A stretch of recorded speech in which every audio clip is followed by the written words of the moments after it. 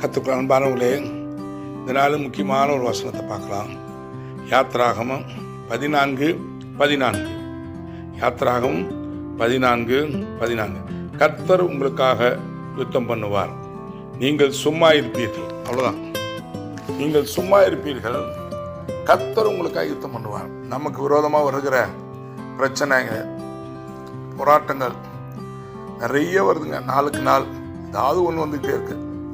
நம்ம எத்தனை தான் நம்ம போராட முடியும்? நம்ம சோர்ந்து போயிடுறோம். ஆனால் கர்த்தர் சொல்லுகிறார், ஆண்டவராகிய தேவன் சொல்லுகிறார், கர்த்தர் ஆகிய நான் உங்களுக்காக யுத்தம் பண்ணுவேன். கர்த்தர் உங்களுக்காக யுத்தம் பண்ணுவார், நீங்கள் சும்மா இருப்பீர்கள். நீங்கள் சும்மா இருப்பீங்க, நீங்கள் யுத்தம் பண்ண வேண்டாம், நான் உங்களுக்காக யுத்தம் பண்ணுறேன். இப்போ என்ன பண்ணும்?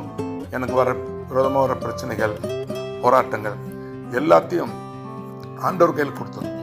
நீங்கள் பார்த்துங்கப்பா, நீங்கள் யுத்தம் பண்ணுங்கப்பா, நீங்கள் எனக்காக வழக்காடுங்கப்பா, நீ எங்கள் சத்துருவோடு யுத்தம் பண்ணுங்கப்பா, நீ எங்கள் வியாதிகள் பிரச்சனைகளை நீங்கள் சுகமாக்கி எனக்கு விடுதலை கொடுங்கப்பா, எல்லாம் நீங்கள் எங்கள் பிள்ளைங்களுக்காக நீங்கள் பாருங்கப்பா, என் பிஸ்னஸ், என் ஊழியம் எல்லாத்துலேயும் நீங்கள் பாருங்கப்பா.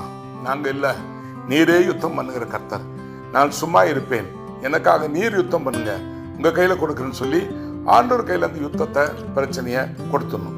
கொடுக்குறப்ப கர்த்தர் நமக்காக யுத்தம் பண்ணுவா, கர்த்தர் நமக்காக யுத்தம் பண்ணுவா. நீங்கள் சும்மா இருந்து வேடிக்கை பாருங்க, கர்த்தர் உங்களுக்கு யுத்தம் பண்ணது நீங்க பார்ப்பீங்க. கர்த்தர் வெற்றியை தருவார். கர்த்தர் யுத்தம் பண்ணா என்ன நடக்கும்? நமக்கு வெற்றி கிடைக்கும்.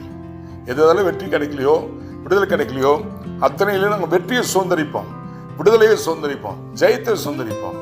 அருமையானவர்களே, இந்த நாளிலே இதை கேட்கிற உங்கள் ஒவ்வொருவருக்காகவும் கர்த்தரே யுத்தம் பண்ணுவார், வெற்றி தருவார். நீங்கள் சும்மா இருப்பீர்கள், அவர் விடமாட்டார். உங்கள் சத்துருகளோடு உங்கள் பிரச்சனைகளை அவர் பார்ப்பார், அவர் யுத்தம் பண்ணி உங்களுக்கு வெற்றியை தருவார். தகப்பனே, நீர் எங்களுக்காக யுத்தம் பண்ணி எங்களுக்கு ஜெயம் கொடுக்கிற தேவனாக இருப்பதற்காக ஸ்தோத்திரம்.